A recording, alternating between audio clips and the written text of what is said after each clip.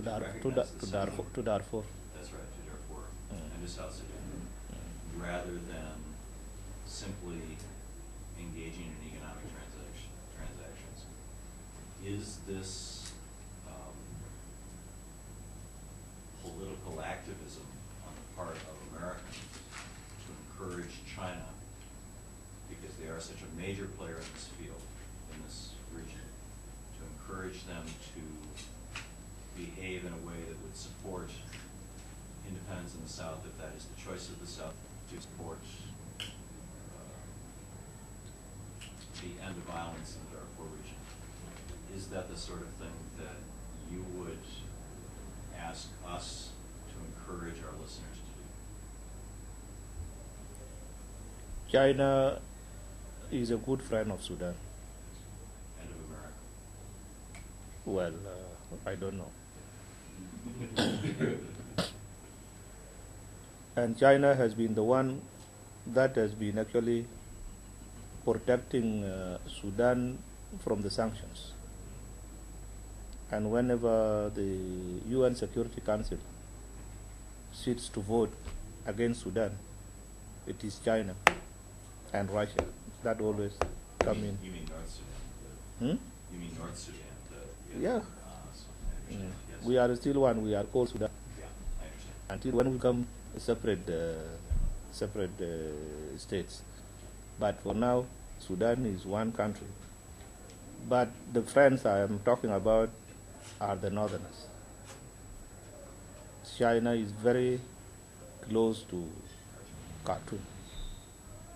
This is why the American government wants China to use her offices to influence Bashir to stop the war in Darfur.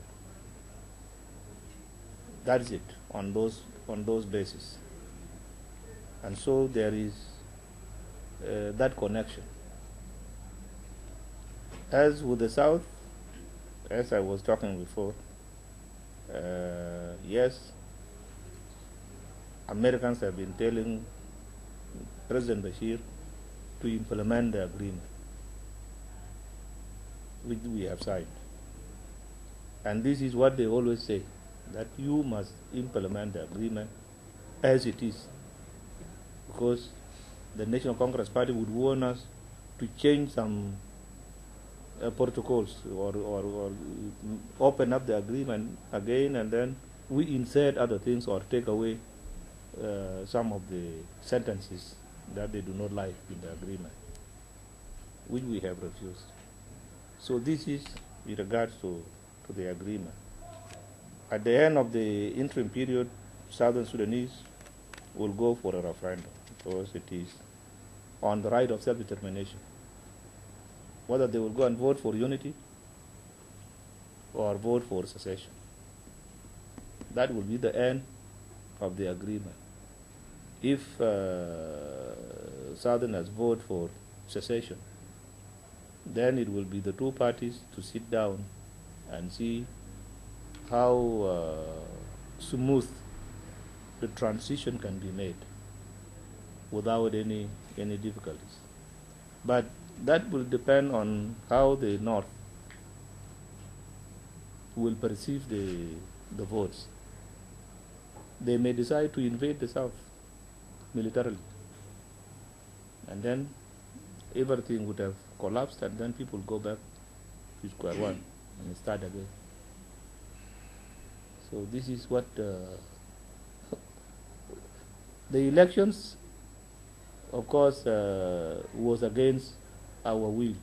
We did not like the elections to be held during the interim period, because we were saying that these elections during the interim period can break the agreement. Because tomorrow, if President Bashir is defeated by any other party from the North, which did not sign the agreement, that party will not respect the CPA. The same thing to us here in the SPLM. If we are defeated in the South, and another Southern political party, which was not a party, they did not fight, they did not negotiate, they did not sign the agreement, If they win, they will just throw this agreement into the dustbin, and that would be the end of everything. So we were actually totally refusing. The international community ganged up against us that we were not democrats. We wanted to rule by force of the guns, and this is why they did not. They thought that we were dictators. When we accepted, now our point of view is being seen as it was the best option. The people of Bashir, of course, joined the international community to project themselves as the people who are much more liberal than ourselves, and that they were ready for democratic transformation and all that. Now they have seen it is very tough. And they had come back to us to suggest to us that because they say we are very close to Americans, if we raise this thing on our side, Americans will accept it, so that we postpone the elections. I told them no. It was you who pushed it on us the other time. So let us go with it in the same way. So this is the implication of the elections, because now what do? You can see if people go in, do we confront the National Congress Party if the National Congress Party brings Bashir as their candidate, and the SPLM brings me as their presidential candidate, and then Sadiq Al-Mahdi comes as the presidential candidate in the Umma party, all of us, and we confront each other. What future do you see in this? That you would never know, because SPLM